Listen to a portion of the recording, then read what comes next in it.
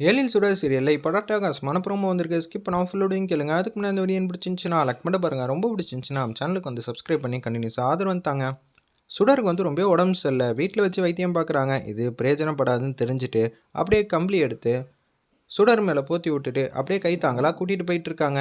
யாரா அது இந்த நேரம்னு பார்த்து மாடிப்படியில் நடக்கிற சவுண்டு கேட்குதுன்னு சொல்லி செல்வி வந்து முழிச்சிடுறாங்க. அந்த இடத்துல என்னது ஐயா வந்து ஒரு பொண்ணை கூட்டிகிட்டு போகிறாங்க, அது சுடர் தான். இப்போ என்ன பண்ணுறது ஒன்றும் புரியலையே. இப்போன்னு பார்த்து நம்ம அம்மா வந்து எழுப்பி விட்டா நம்ம தான் எழுப்பி விட்டோம்னு தெரிஞ்சிரும். நம்ம என்ன பண்ணுறாங்க ஏது பண்ணுறாங்க பார்த்துட்டு அதுக்கப்புறமேட்டுக்கு மனோகரி அம்மா கிட்ட சொல்லலான்னு சொல்லிட்டு மேலே வந்து மொட்டை மாடிக்கு வந்து போகிறாங்க.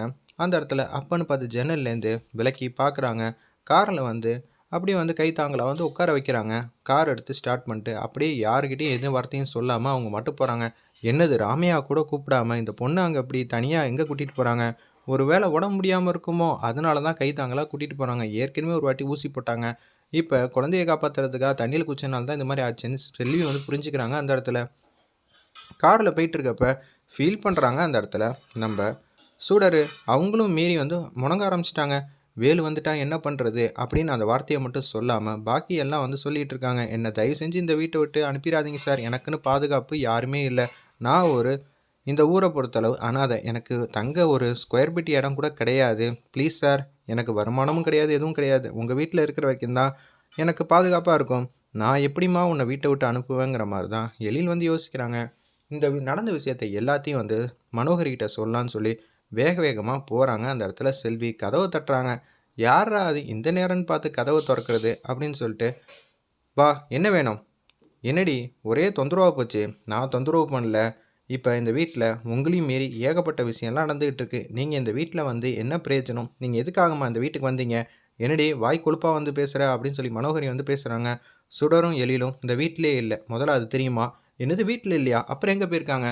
சால்வியெல்லாம் போற்றி கம்பளியெல்லாம் போற்றி அப்படியே கை தாங்களாக வந்து சுடரை வந்து கூட்டிகிட்டு போயிருக்காங்க. இது எல்லாம் அவங்கள பார்த்தா ஜோடி பொருத்தம் பக்காவாக இருக்குது. அவங்களுக்கு உடம்பு சரியில்லை, அதனால தான் எழில் வந்து கூட்டிகிட்டு போயிருக்காங்க. என்னது ஆஸ்பத்திரிக்கா? ஆமாம் மேம், ஆஸ்பத்திரிக்கு தான் கூட்டிகிட்டு போயிருக்காங்க. நீங்கள் பார்த்துக்கங்க, உங்களை விட அவள் சுதாரிச்சுக்கிட்டு 10 மடங்கு வந்து காயின் ஊற்றுறா. நீங்கள் 1 மடங்கு காயின் ஊற்றுறதுக்குள்ளே அவள் தாலியாக வாங்கிடுவா போல இருக்குது எழில்கிட்டேருந்து.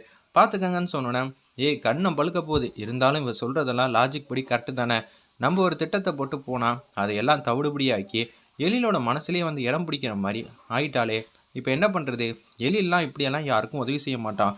அவனுக்குள்ள ஏதோ ஒரு இந்துமதி போனதுக்கப்புறம் பாசமே இல்லாமல் இருந்தான். இப்போ அதே பாசம் வந்திருக்கு. எல்லாத்துக்கும் காரணம் சுடர் தான். என்ன செய்யலாங்கிற மாதிரி யோசிக்கிறாங்க. அந்த இடத்துல மனோகரி முதல்ல ஹாஸ்பிட்டல் போய் பாருங்கம்மா அப்படின்னு சொன்னேன். ஹாஸ்பிட்டலில் தனியாக ஒரு ரூம் இருக்குது. எழில் வந்து சுடர் வந்து பக்கத்துலேருந்து பார்த்துக்கிட்டே இருக்காங்க. சார் என்னை யாரும் விட்டுட்டு போயிடாதீங்க சார், நான் தன்னந்தனியாக இருப்பேங்கிற மாதிரி இன்னமும் முனகிறாங்க. தூக்கம் வரத்துக்கு ஒரு இன்ஜெக்ஷன் வந்து போடுறாங்க. அந்த இடத்துல அப்படியே தூங்கிடுறாங்க. நம்ம சுடர் பக்கத்துலேயே வந்து பார்த்துக்கிட்டே இருக்காங்க. இவளுக்குள்ள அவ்வளோ சோகம் துக்கம் எல்லாமே இருக்க போல இருக்குது. பாதுகாப்பு வேணுங்கிறா. பாதுகாப்புனா ஒன்றும் புரியலையே. அப்போனா வெளியில் இவளுக்கு எதுவும் பிரச்சனை இருக்கா? என்ன ஏதுன்னு தெரில. அப்புறமேட்டு தமிழ் நிதானம் ஆனதுக்கு அப்புறமேட்டுக்கு என்ன ஏதுன்னு கேட்போங்கிற மாதிரி அந்த இடத்துல யோசிக்கிறாங்க. நம்ம எழில் அப்படியே சாஞ்சிட்டு அவங்களுக்கு கொஞ்சம் கொஞ்சமாக வந்து எல்லாமே நார்மலுக்கு வந்தோன்னே நல்லா அசந்து தூங்க ஆரம்பிச்சிடுறாங்க. நம்ம சுடர் பக்கத்துலேயே உட்காந்துக்கிட்டு இருந்தவங்க ஒரு ஸ்டேயிங் பெஞ்ச் இருக்கும்ல, அதில் அப்படியே வந்து முதுகு மட்டும் சாய்ச்சிட்டு அப்படியே கால் நீட்டிட்டு அப்படியே தூங்க ஆரம்பிச்சிடுறாங்க. மனோகரி வேக வேகமாக வந்து வராங்க. பார்த்தா அந்த ரூம்குள்ளே வந்து வந்துடுறாங்க. அவங்களுக்கு ட்ரிப்ஸ்லேருந்து எல்லாம் ஓடிட்டு இருக்கிறத வந்து பார்க்குறாங்க. அந்த இடத்துல மனோகரி உண்மையிலேயே இவளுக்கு உடம்பு சரியாமல் இருக்காதுன்னு நினச்சேன், ஆனால் உடம்பு சரியாமல் தான் இருக்குது. ஆனால் இவெல்லாம் வேணும்னு செய்கிறாளா இல்லை யதார்த்தமாக நடக்குதா ஒன்றுமே புரியலையே. இவ்வளோ கேரிங்காலாம் எழிலிருந்து பார்த்ததே இல்லை. என்னமோ இந்துமதிக்கு உடம்பு சரியில்லைங்கிற மாதிரி தான் அவன் வந்து ரியாக்ஷன் பண்ணிக்கிட்டு இருக்கான்.